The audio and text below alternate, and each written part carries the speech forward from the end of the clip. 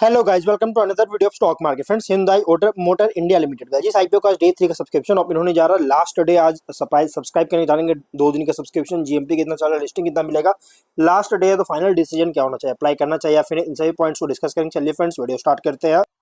IPO 15 अक्टूबर को open हुआ था और 17 अक्टूबर आज के दिन क्लोज किया जा रहा है। 27,870.16 करोड़ का बुक बिल्ड इशू आईपीओ, जो कि फुल्ली ऑफर फॉर सेल है। 14.22 करोड़ शेयर्स का ऑफर फॉर सेल के थ्रू इशू किया जा रहा है। मतलब ये one of the largest Indian IPO बन चुका है एलआईसी के बाद। इससे पहले एलआईसी था जो कि one of the largest IPO था, लेकिन उसके बाद अब Hyundai बन चुका है one of the largest IPO. और अलॉटमेंट डेट फाइनलाइज किया गया 18 अक्टूबर बीएसई एनएसई पे लिस्टेड होगा। 22 अक्टूबर को 1865 टू 1960 रुपीज पर शेयर की प्राइस बंड, 7 शेयर्स की lot size. Kotak Mahindra capital, city group capital, global markets India private limited, HSBC securities and capital markets, JP Morgan India private limited, Morgan Stanley India company limited इसके registrar lead manager है, और K fintech इसके registrar है। Promoter holding के pre issue 100% का, post issue 82.5% का holding देखने को मिल जाएगा। एंकर इन्वेस्टर से 8315.28 करोड़ का फंड रेज कर चुका है। सब्सक्रिप्शन की बात करें तो QIB से 0.58 टाइम का, कोई खास सब्सक्राइब नहीं है गाइस, अंडर सब्सक्राइब है। HNI से 0.26 टाइम का अंडर सब्सक्रिप्शन है, और रिटेल में 0.38 टाइम का लगभग अंडर सब्सक्राइब, और एम्प्लॉय में 1.31 टाइम का सब्सक्राइब है गाइस। मतलब कि QIB HNI रिटेल कोई खास सब्सक्राइब नहीं है। अंडर सब्सक्रिप्शन है, किसी में भी फुल्ली सब्सक्राइब नहीं हुआ है, लेकिन रिटेल में फुल्ली सब्सक्राइब हो चुका 1.31 टाइम का। टोटल 0.42 टाइम का सब्सक्रिप्शन देखने को मिल रहा है। वहीं अगर हम जीएमपी की बात करें तो कंपनी का जीएमपी अराउंड 17 रुपीज का, जिसके अकॉर्डिंग 0% का लिस्टिंग मिल सकता है, या फिर हो सकता है फ्लैट लिस्टिंग मिल सकता है, या तो फिर डिस्काउंट लिस्टिंग मिल सकता है। मतलब कि निगेटिव में लिस्टिंग हो सकता है, प्राइस बैंड से कम में लिस्टिंग हो सकती है, क्योंकि जीएमपी कोई खास देखने को नहीं मिला, और जीएमपी कॉन्स्टेंटली बहुत तेजी से डिक्रीज भी कर रही है। बिजनेस की बात करें, मई 1996 में इनकॉर्पोरेट किया गया था। Hyundai मोटर ग्रुप का एक पार्ट है, जो कि one of the third largest auto original equipment automobile sector है, कंपनी है वर्ल्ड में, जो कि पैसेंजर व्हीकल सेल्स के बेस्ड पर अगर देखा जाए तो। और कंपनी जो है reliable, feature rich, innovative 4 wheeler passenger vehicle का मैन्युफैक्चर और सेल करती है, और जो कि बैक्ड होता है लेटेस्ट टेक्नोलॉजी के द्वारा। इसके अलावा कंपनी ट्रांसमिशन पार्ट्स का, जैसे ट्रांसमिशन और इंजन्स का भी मैन्युफैक्चर करता है। मोबिलिटी सॉल्यूशंस प्रोवाइड करता है, जिसमें नेटवर्क अराउंड 1366 सेल्स पॉइंट और 1550 सर्विस पॉइंट्स पूरे इंडिया में इसका नेटवर्क है, जिसके द्वारा ऑपरेट कर रही है। और 31 मार्च के अकॉर्डिंग कंपनी लगभग 12 मिलियन पैसेंजर व्हीकल्स को पूरे इंडिया में और एक्सपोर्ट के थ्रू जो सो नियरली सेल कर चुका है। और 4 व्हीलर पैसेंजर व्हीकल्स का मैन्युफैक्चर सेल करता है, जिसमें इंक्लूड है मॉडल्स, अलग अलग मॉडल्स जैसे sedans, hatchbacks, SUVs, electric vehicles.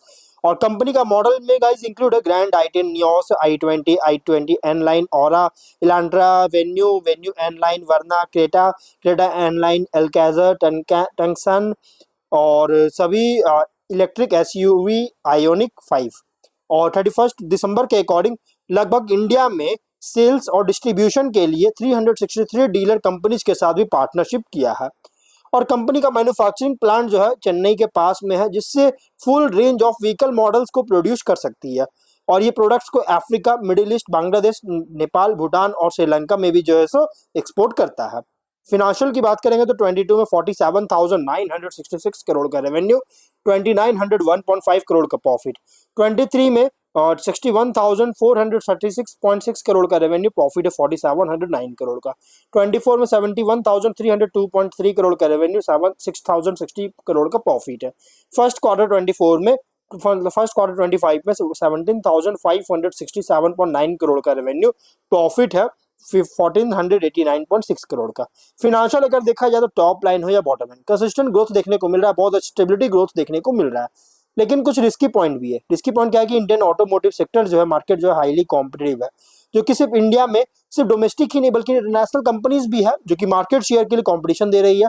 Automotive sector industry भी जो है ना subject to stringent regulatory requirements होता है, जो कि एमिशन, सेफ्टी और फ्यूल एफिशिएंसी से रिलेटेड। Hyundai मोटर इंडिया का जो परफॉर्मेंस है क्लोजली टाइड है ओवरऑल इकोनॉमिक कंडीशंस पर इंडिया में। ग्लोबल ऑटोमोटिव इंडस्ट्री भी जो है सो सप्लाई चेन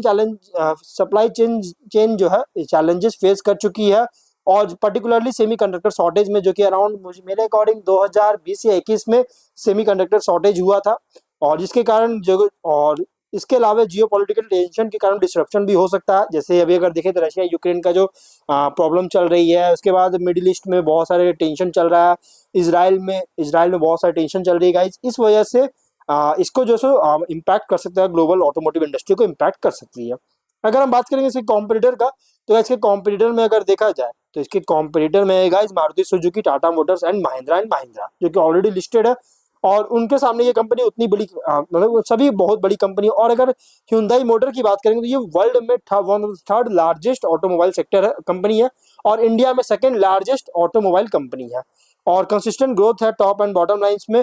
यहाँ पे एक्सपेंशन प्लान्स भी लेकर आया है जो कि 26 एंड तक ऑपरेशंस किया जाएगा, और कंप्लीशन होने के बाद, इस एक्सपेंशन प्लान के कंप्लीशन होने के बाद कंपनी का प्रोस्पेक्ट जो है बहुत ज़्यादा ब्राइट होगा। इसलिए अगर आप इसे एक तरह से इन्वेस्टर के लिए medium to long term investment होगा, और ये one of the biggest IPO है हिस्ट्री ऑफ प्राइमरी मार्केट में इंडिया में।